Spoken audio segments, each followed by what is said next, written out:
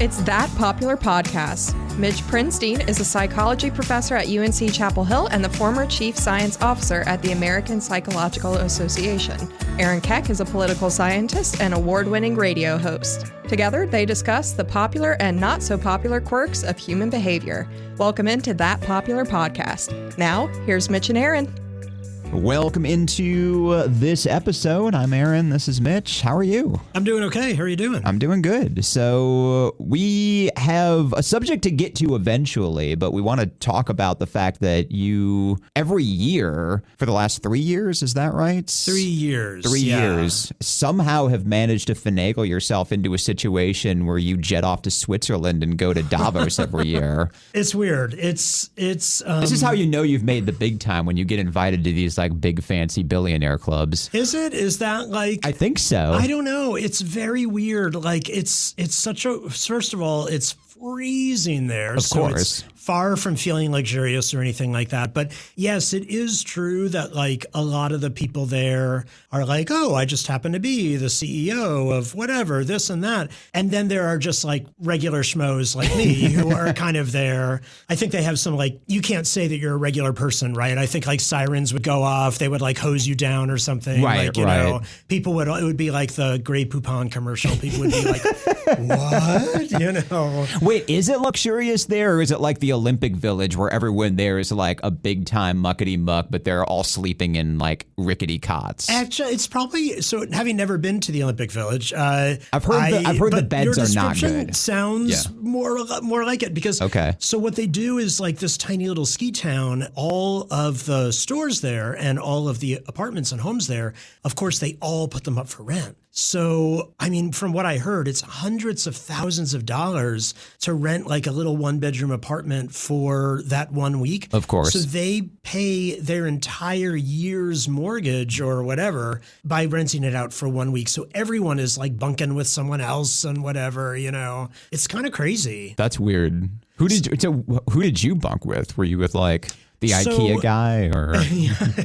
So there's a woman named Margarita Louis-Dreyfus, and she's a really nice and dedicated person in her philanthropic endeavors to really caring about how tech and everything is changing humanity. Okay. Honestly, you know, and she has decided to create what she calls the Human Change House. And the house thing, let me get to the house thing, but like basically you take over like a whole building of its own, and that is a place where you have your own programming going on. So then you have panel after panel after panel. But she brings about 10 of us out there each year, and she pairs us up, and we share like 2-bedroom apartments scattered around the Davos area, which is really, really nice, incredibly generous. But hello, I'm rooming with a person I might not know at all. That's awkward. So, you know, it's like, imagine, well, here, Chapel Hill, imagine Franklin Street, but like anywhere, imagine like just a little half mile to a mile street with lots of little stores, the Starbucks and the Waffle House, whatever.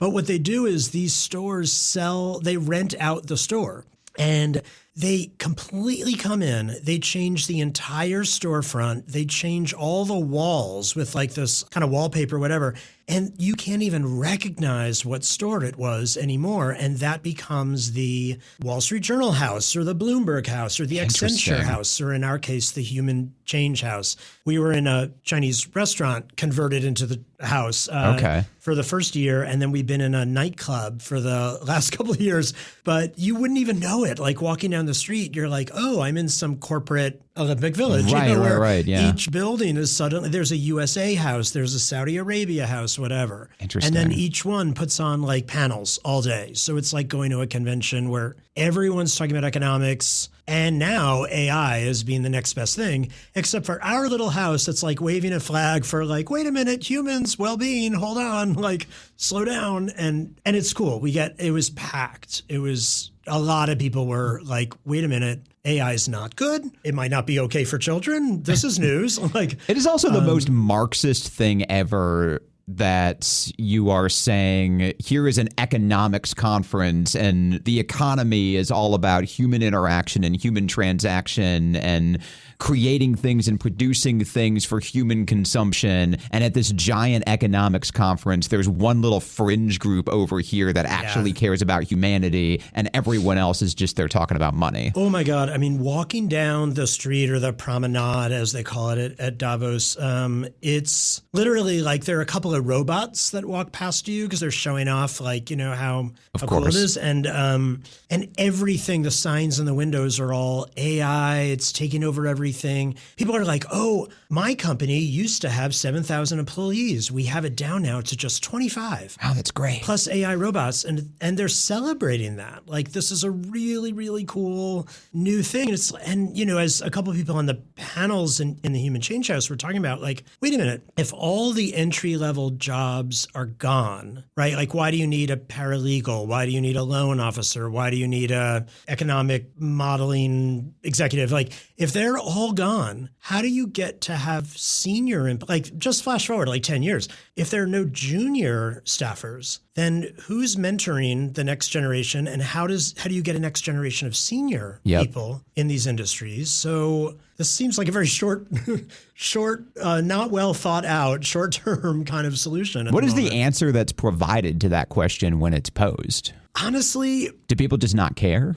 I think they're so frantically trying to not be left out of the AI conversation that I wonder there's not even time to think about this, because either it's the China versus the United States rush, or it's the race within the United States to be the company that's kind of getting the most automated as quickly as possible. But I mean, for a psychologist like me, you know, a researcher on social relationships, you can imagine that, like, I'm like, wait a minute, this is not just a matter of taking away like menial jobs. This is taking away the fabric of what we are. Like, here's a provocative question. What are humans without social relationships? Fair. I mean, really? Yeah. I mean, that goes back to Aristotle, right? Man is a political animal.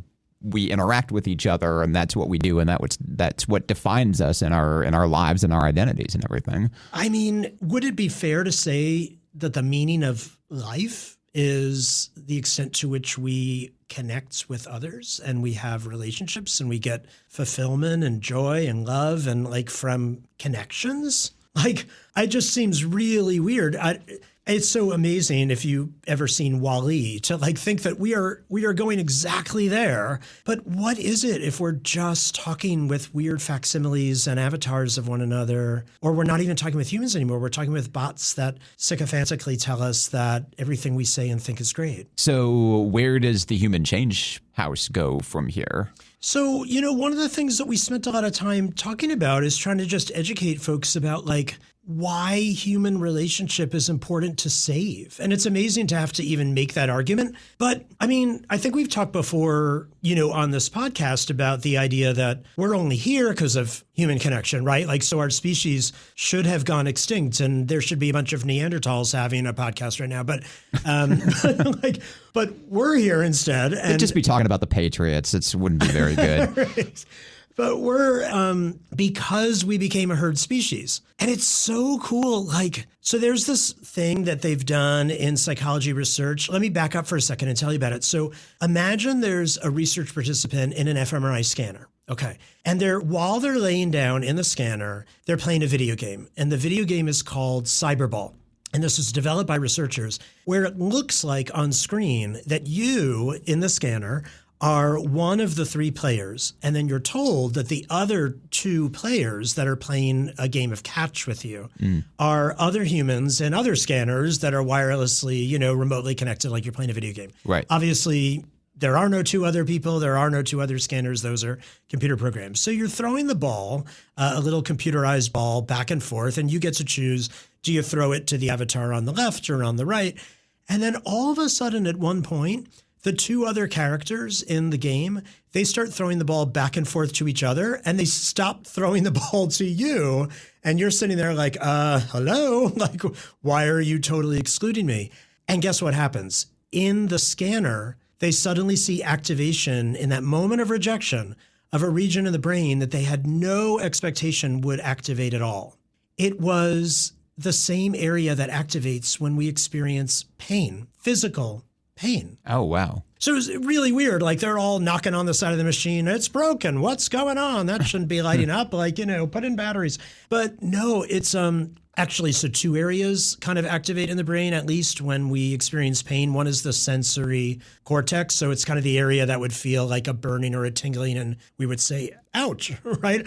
But the other area of the brain, if you think about it, imagine you put your hand like too close to fire or to burner. Right. There are two things that happen. One is your brain goes, this is an unpleasant feeling, very much so. But the other is that you move your hand really rapidly far away from the source of the pain. Of course. Well, that's happening because of like a motivational center in the brain that says, whatever you're doing, change your behavior immediately, like warning, this is dangerous, like save yourself. That's the area that activates when we experience social rejection. Isn't that weird? That is weird. It also kind of makes sense because I'm thinking back to the times in my life when I have felt betrayed or rejected or someone has done something bad to me. It's not physically painful in the sense that like, my hand hurts, but my stomach hurts, right? Like you do feel like a physical discomfort from that. Isn't it funny? Someone pointed out once that like a lot of the language we use of being like lovesick or heartbroken, like there's a lot of language that we use when we experience social rejection that evokes a sense of physical ailment and pain. And it turns out in the brain, that's exactly what's happening. So they even did, like, there's been a lot of research on social pain since. Believe it or not, after a breakup, Tylenol will help people feel better emotionally, even though it's a physical pain analgesic, right? So there's that overlap, that brain overlap in social pain and physical pain is real. Interesting. Yeah. Okay, so we started talking about AI and the extent to which our reliance on that is kind of moving ourselves into a situation where we don't really have human interaction anymore. That's not the same thing as human rejection, because human rejection requires human interaction. Like I need to be rejected by somebody. So is the social pain that we feel from human rejection also the pain that we feel from human isolation? So it's connected, right? So if we think about it, what's happening then is that when we start to experience a more chronic sense of being alone, or, maybe it started with a social pain, rejection, breakup, something like that. But as we have fewer and fewer social interactions, our DNA expression actually changes. And that's really weird because, it's not an episode of the X-Men where we suddenly like morph into some, new human. Our DNA. I mean, yet. Well, yeah, exactly. Can't predict the future. Soon there will be an app for that. But no, our DNA, obviously our genotype, in other words, the DNA that we're born with, that we get, in utero from both parents, like that's set. But kind of like a computer that you buy that has a lot of programs pre-installed, but you still have to double click on them on the desktop. A lot of our DNA comes like pre-installed, but something has to double click it in order to get it to, quote, express itself. And when you experience loneliness or social isolation for a while, it turns out that will click some of the DNA to express and turn on, or what we call upregulate.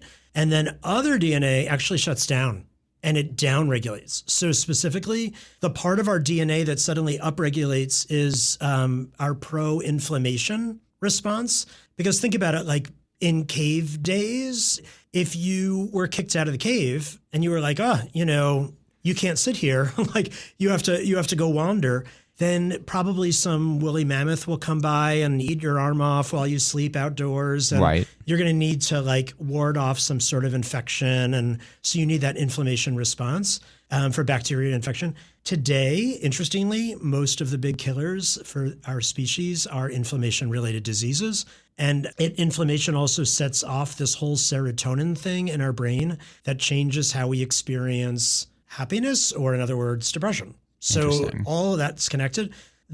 Real quick, the other part that downregulates is our antiviral immunity downregulates. So we don't need it anymore. And that makes sense, right? If anyone has ever been through a pandemic, you know, you don't catch a virus if you're not The around more people. isolated you are, right? To conserve energy, like your viral immunity shuts off. It deactivates when you're lonely. So we are slowly becoming a species that has way more inflammation response than we need and way more viral immunity than we should have because we are not having as many social connections as we were built to have anymore. That's wild. Isn't that crazy?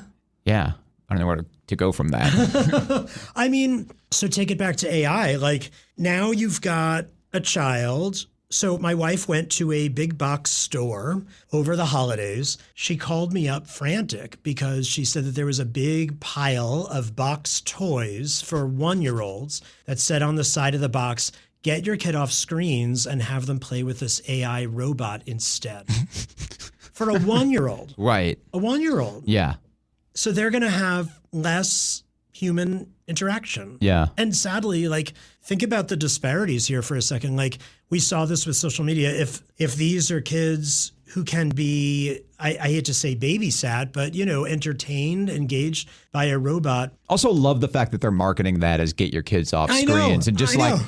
leaning way hard into the thing That's that right. made screens bad in the first That's place. right, But it's not a exactly. screen, so Stop it's all using good. nicotine. Yes. Try this crack instead. Like, it's Exactly. Yeah. Yeah, it's so, yeah, I mean, there will be some families because their parents are working multiple jobs or stressed, or maybe their parents are dealing with their own issues or substance dependency, whatever it may be. And there's a lot of that who will be like, yeah, my kid is playing with that robot for a couple of hours, so I don't have to go interact with it as much anymore. Wow. And there will be, I mean, this just happened. So like kids today are sitting at home with a robot. Flash forward, I don't know, a month from now, a year from now, how much less human interaction is that toddler going to get?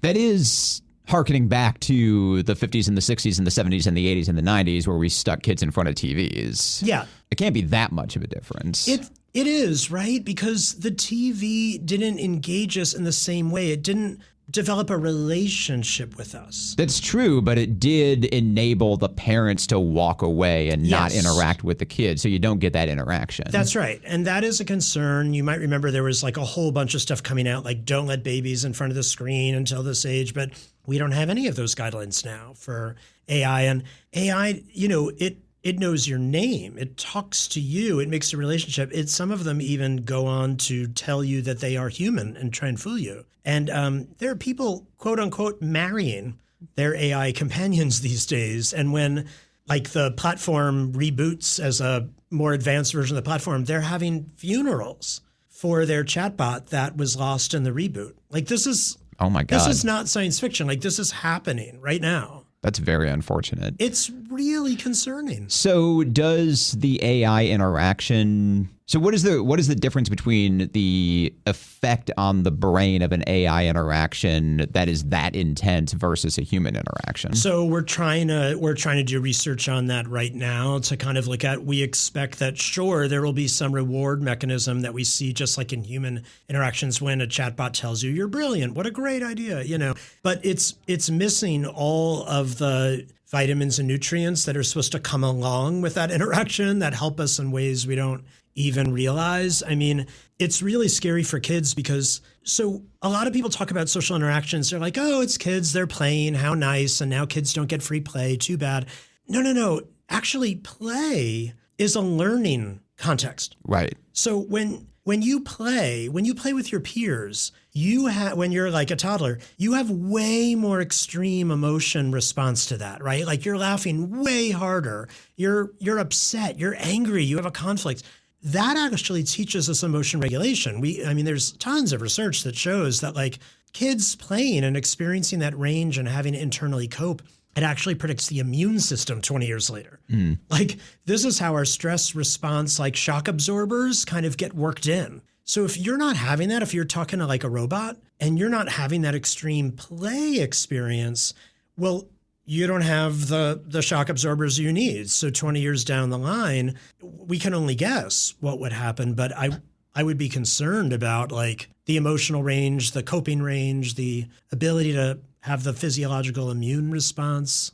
Oh, God. And then you take that to Davos and everyone there is like, oh, thank God. If people are belligerent and susceptible to disease, then we've got more war and more sickness and we can cash in on both of those. Oh, my God. I mean, anything to make a dollar there. Like, wow. So short-sighted. Like, people being really pumped about how much money they're going to make. But for whom? We're all going to be sitting drooling into a cup like in the corner of the room, unable to be customers or unable to be employees. Like, I don't know. I mean, obviously, that's a really extreme view. Hopefully, there's some self-correcting thing. But there was one panel that I walked into that was not at the house that I was at. It was at a different house. And they were talking about, how great AI was. And someone raised their hand, not me, and said, but what about some of the dangers of AI? And the person on the panel said, the biggest danger of AI is not using it.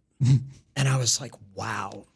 Like, please, somebody put some regulations in. Somebody figure out a way to create some balance here, because if this whole promenade of former Starbucks and former Waffle Houses and whatever, now huge CEO, Fortune 500, titans of the world, and then yeses like me walking around are all celebrating like money and power and AI and profit. Like, please tell me that there's some equally powerful group with just as much of a lobby, just as much money, that's also going to care about humans and people and relationships, because what the hell are we all here for if it's not for human connections? So that said, and I'll end on this question, you were there, you were at the Human Change House. Who attended the panels at the Human Change House? What was the response? What did you hear from people? It's amazing. People say, I walk into all the other houses, quote unquote, all these storefronts that have been converted. I walk in all the other houses with my corporate hat on, but I walked into the Human Change House with my parent hat on, and it hit me emotionally. So we hope that they kind of walk out and maybe more, slowly and cautiously walk back to where they came from, saying, wait a minute, it's not just a race. Did you know that in China, they have now passed a law that you can't have any anthropomorphic, no human-like characteristics as part of AI in China? Oh, wow. Okay. But we don't have any such regulation here. So they're racing to get ahead, but they're doing it in a way, I mean, there may not be, not everything they're doing in China is great. I'm just saying, but on this one aspect. You did start out with the Marxist thing at the very beginning. Right. So, yeah. But on this one thing, they're saying, let's at least do it in a way that protects humanity and relationships. But there's nothing that's comparable to that here in the States. So hopefully someone will go back to where they came from, and instead of championing AI with no restraint, they'll be a little bit recognizing that we need balance. Let's be efficient. Let's have a great economy, blah, blah, blah, all that. But at the end of the day, let's also remember that if you don't have anyone to go home to, if you don't have any connection, if you don't have anyone that you love and makes you feel loved, or even just some way to feel like you have a purpose on this planet that is somewhat rooted in other humans, then I think we've totally lost track of what this was all supposed to be for in the first place. This has been That Popular Podcast. Find all our episodes on thatpopularpodcast.com or wherever you get your podcasts.